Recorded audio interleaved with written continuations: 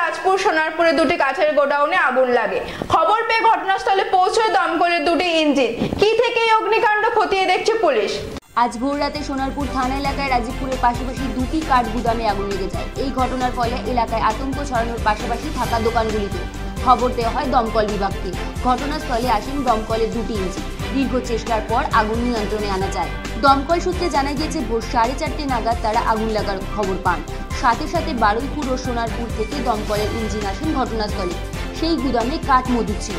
কেউ আগুন লাগিয়ে দিয়েছে নাকি শর্ট সার্কিটের ফলে আগুন লেগে গেছে তা খতিয়ে দেখছেন দমকল। আগুন এই রাজপুর ফাঁড়ি থেকে বাদিকে একটা জায়গা, ওখানে দুটো কাঠের গোদাম আছে, সেই গোদামে আগুন লেগেছে। আমরা 4:30টার সময় এসেছি, ভোর 4:30টার সময় আমরা কল পেতেই সঙ্গে সঙ্গে এসেছি। ঠিক আছে, এসে এখন আপাতত 3টে গাড়ি চলছে। এখন আগুনটা অনেকটা কিছুটা কন্ট্রোলে এসছে, এখনও টাইম লাগবে। আশা করছি আর কিছুক্ষণের মধ্যে আমরা কন্ট্রোল করব। সমস্যা তারপরে এসে কি দেখলেন?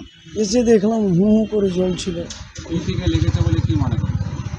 কিছু বুঝতে পারছি না স্যার, কী থেকে লেগেছে আমি কিছু বুঝতে পারছি না। এখন কি পরিস্থিতি? এখন তো সব শেষ হয়ে গেছে, আর কি আছে? আমাদের সব শূন্য, আমি 30-35 বছর আমাদের সব বিক্রি করে দিয়েছে। সব আমরা তো ছিলাম না, আমরা বাড়িতে ছিলাম।